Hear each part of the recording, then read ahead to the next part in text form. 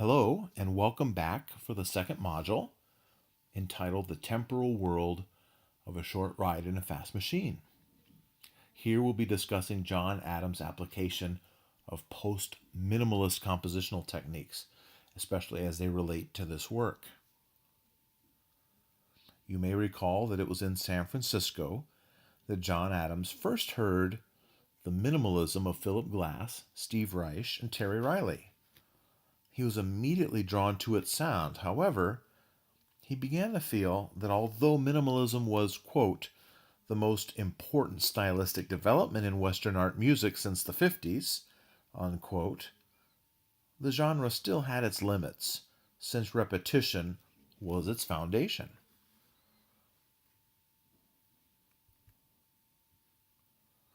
Short Ride in a Fast Machine is an iconic example of Adams's own post-minimal style, which is utilized in both earlier and later works, like Phrygian Gates, Shaker Loops, and Nixon in China.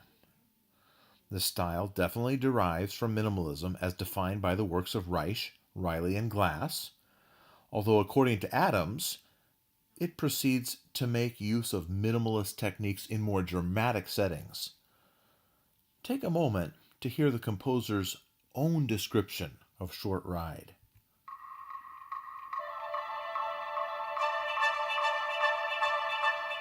I was asked to write a piece to celebrate the opening of a music festival in Massachusetts by my friend Michael Tilson Thomas.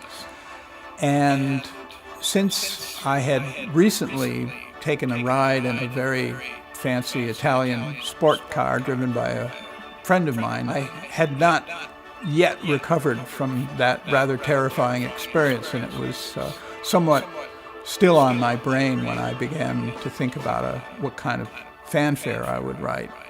So Short Ride in the Fast Machine is somewhat of a evocation of that experience, which was both thrilling and also kind of white-knuckle, anxious experience.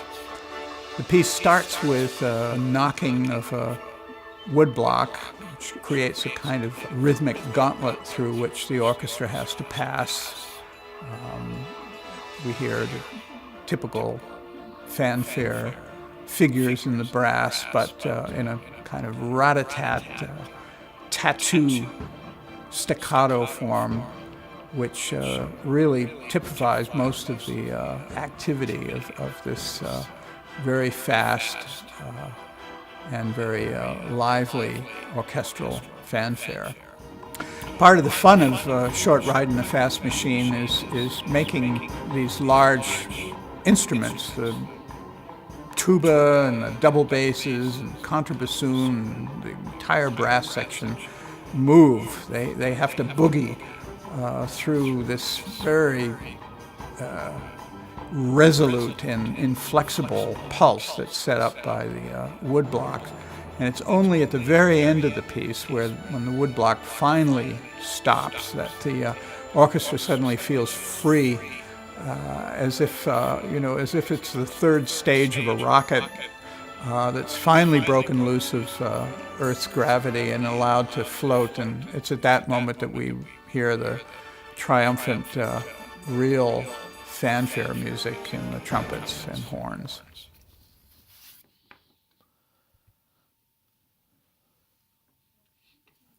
Here's a look at some of the rhythmic devices that Adams was just describing. In the graphic here, you can see that, at least in terms of rhythm, this work follows the main precepts of minimalism, which focus on repeated material, and generally in the form of ostinati, and there's also a strong sense of pulse, which Adams heavily enforces, as he said, through the woodblock. Adams claimed that, quote, I need to experience that fundamental tick in this work. Throughout the course of Short Ride, Adams experiments with the idea of rhythmic dissonance as material begins to appear initially in the trumpets and gravitates the listener to a new sense of pulse. We'll have more to say about this later, but as you can see here in the screen, the manifestation of rhythmic dissonance is something akin to Adams's method of creating harmonic dissonance, as he adds conflicting rhythms to disrupt the metronomic stability of the woodblock. I think this is what he means when he talks about the orchestra needing to run this gauntlet. Adams himself admits that he seeks to, quote, enrich the experience of perceiving the way that time is divided within his works. Later in Short Ride, Adams introduces a simple polyrhythm as a means of initiating a new section that contrasts the rhythmic dissonance of the first section.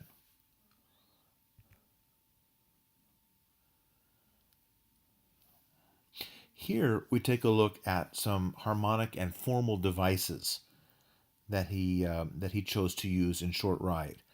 You know, the idea of formal closure and rhetorical devices is, in a sense, of common practice. He skews it.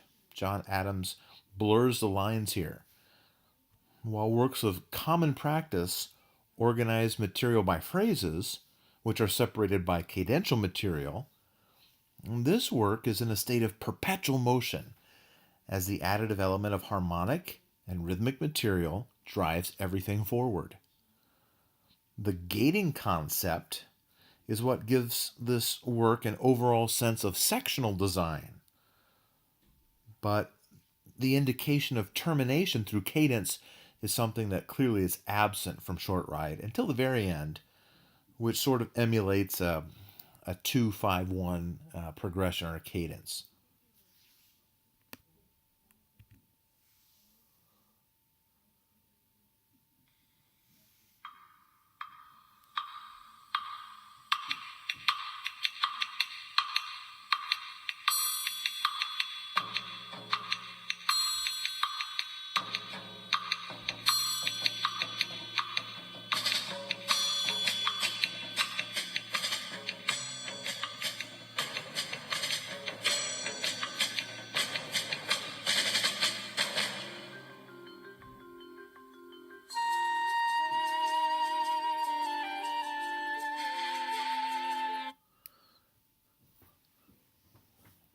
In Module 1, we took note of composers Eric Morales and Brian Balmages. You know, they're heralded, I think, as worthy exemplars of the stylistic innovations of post-minimalism. By the way, what you heard there was a few of the opening bars and passages of Urban Dances, just to give you an example of how they took Adams' techniques and made them their own. And so we'll just briefly note that their music does resemble the metric devices that Adams was using. You notice repetitiveness or the ostinato-like qualities that are embedded into each.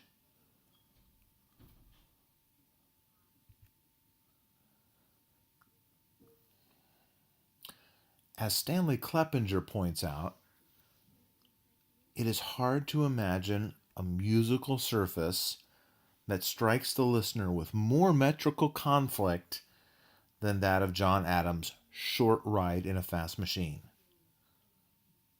In fact, the entire work is truly about rhythmic and metrical conflicts. In just the first 30 seconds, meter, as you've heard, is manipulated at multiple levels to tease you into making constant attempts to discover and latch on to a metrical surface, even as that surface begins to change and morph into something else. The resulting aural sensation reflects that of wrestling to keep control over a powerful machine, as the title suggests. The following is an effort to describe the way or the ways in which this composition's metrical structure might be perceived, indeed wrestled with, during performance. Ultimately, according to Kleppinger, much of Short Ride's metrical structure depends upon the perceptual slant of the listener. I think you will agree. Some listeners will try to retain the previous pattern as long as possible, against conflicting new evidence, whereas others, hearing the same passages, will immediately readjust according to whatever new evidence is presented to their ears. Which hermeneutic describes your processing of short ride?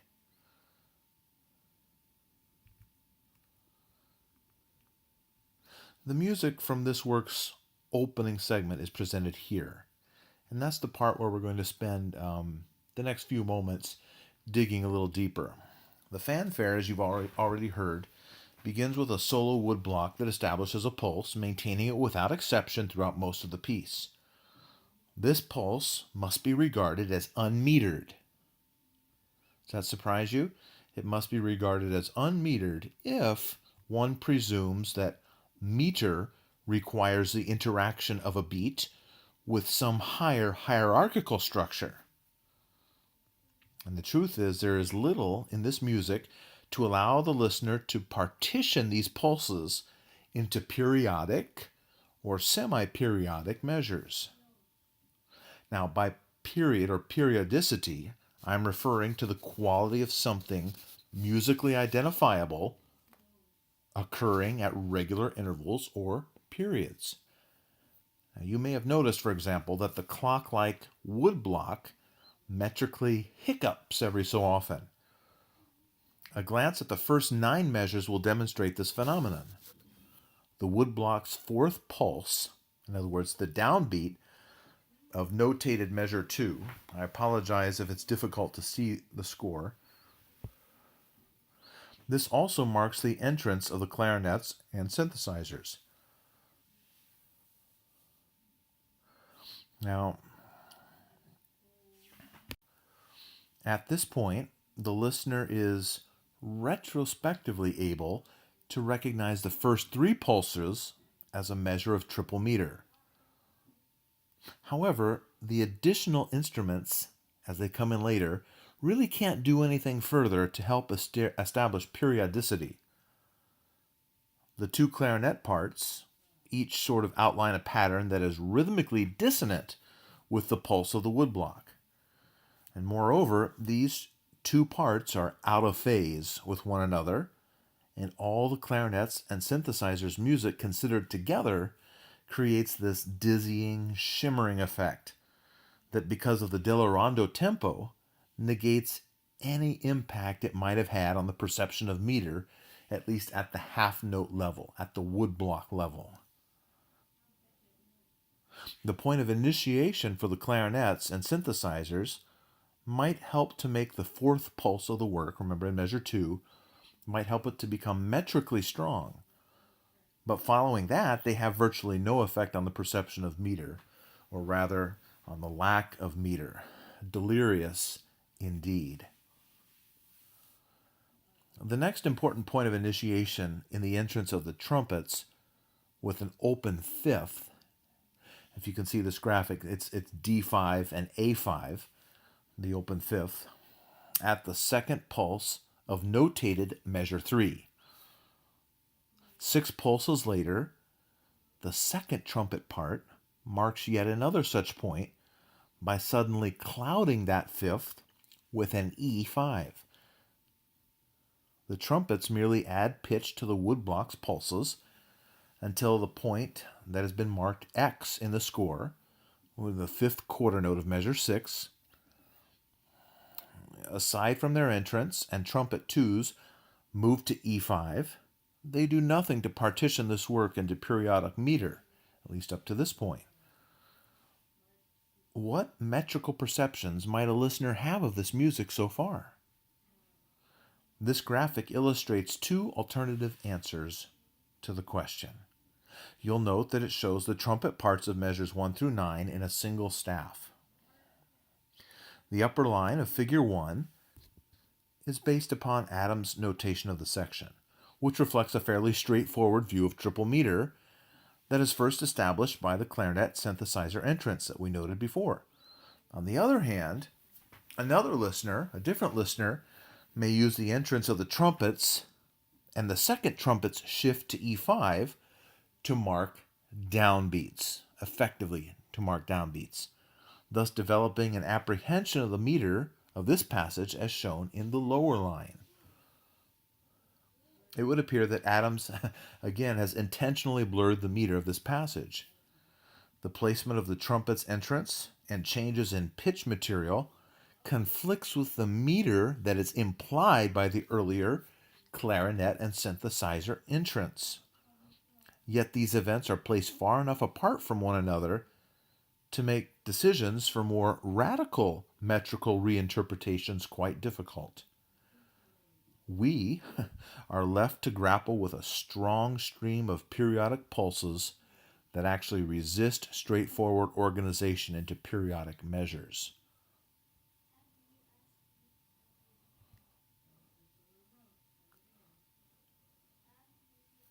The pattern established by the trumpets, beginning at X, begins to undermine the half-note pulse of the woodblock. One might be tempted to call this effect a hemiola, though doing so presumes that the listener is able to perceive a meter, a perceptual reading that is difficult to maintain, as I've shown. Is the listener really able to perceive a meter against which the trumpets are overlaying their pattern? The pattern is strengthened by insistent repetition. The fourth trumpet moves to A4 in measure 8, and the entrance of trombone 2 in measure 10 coincides with the shift to a root position D major triad in the brass. The actual length of the rhythmic pattern is maintained. While thickening the texture, Adams also lends weight to the triple bass durations by changing the rhythmic ostinato. The second quarter note of each repetition is replaced by 2/8 notes, beginning in measure 10. The net result is much more than an increase in the tension between the woodblock's half-note pulse stream and the brass's new incongruous pattern. The extremely fast tempo allows the listener to view each bar laid down by the brass as a unit of a new pulse stream. If Adams's tempo indication is respected, in other words, 152 beats per minute, then the beat suggested by the brass, 2/3 as fast, is essentially 101 beats per minute. And this is not at all unreasonable in terms of perception. That technique that he employed is actually quite similar to Elliott Carter's metric modulations, in which a sub or superdivision of a previous pulse is reinterpreted as the new beat. The important difference in this instance is that the previous pulse stream is not discarded. It continues to be articulated just as insistently as before, though the stiff competition for the listener's attention provided by the brass relegates it to a much less prominent position. I would suggest that a listener who clings to the half-note periodicity through notated measure 9, in the face of these hemiolic implications being pounded out above the supposed meter, I believe they'll finally lose their grasp of the half-note pulse in favor of the new dotted half-note pulse at measure 10, or shortly after that. From the viewpoint of the theory that meter essentially equals time, the half-note projections in measure 10 and beyond are just too weak. Too weak for an event to be projective. It requires a certain quantity of the listener's attention.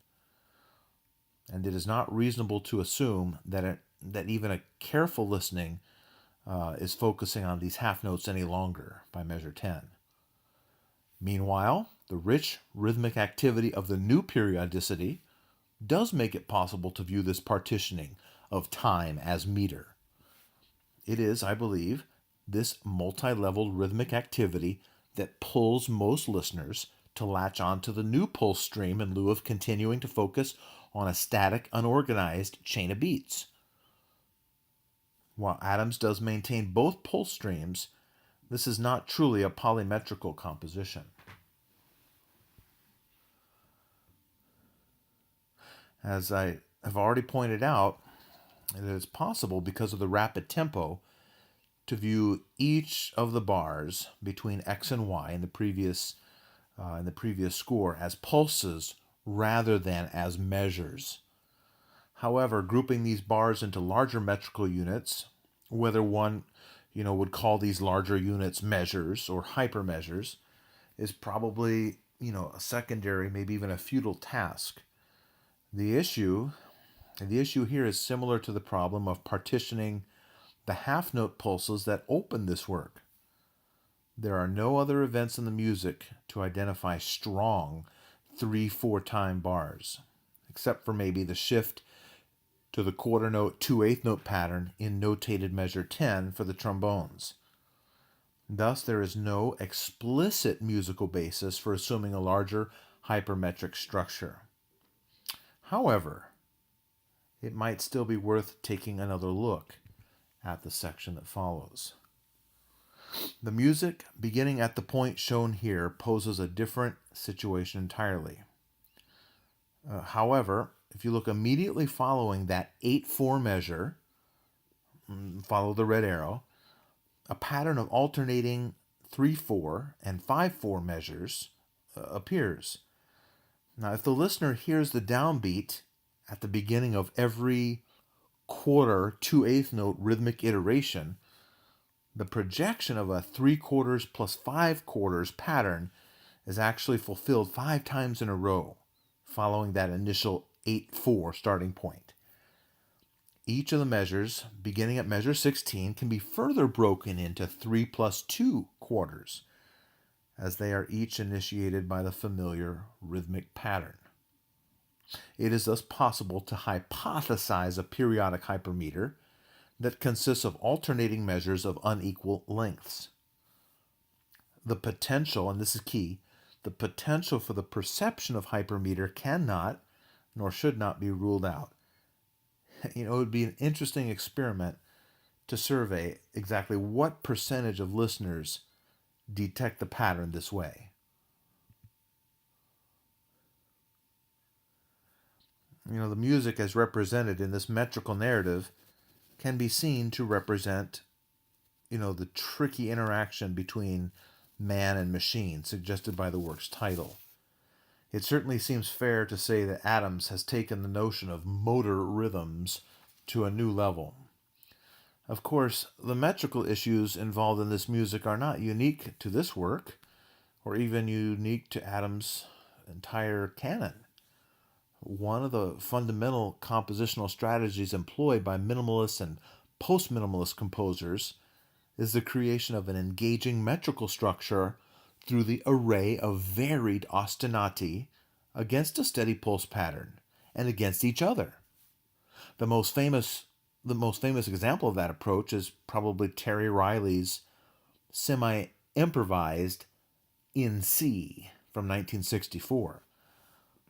Adams' own Phrygian Gates from 77 and Nixon in China from 85 to 87. These also contain sections that generate interest by means of the metrical interaction between a pulse and a few short motives that are varied even while they are repeated. As I've illustrated in this analysis, this music suggests a mode of interaction for the listener that hinges upon tracking those changes in metrical structure marked by various ostinati, and those patterns shifting the relationships with the underlying pulse stream. In the case of Short Ride in a Fast Machine, this metrical narrative is further elucidated by the vehicular reference in the work's title. I hope you've enjoyed this module, and I would welcome your feedback and your questions. Thank you for listening, and I hope you enjoy more of John Adams' music soon.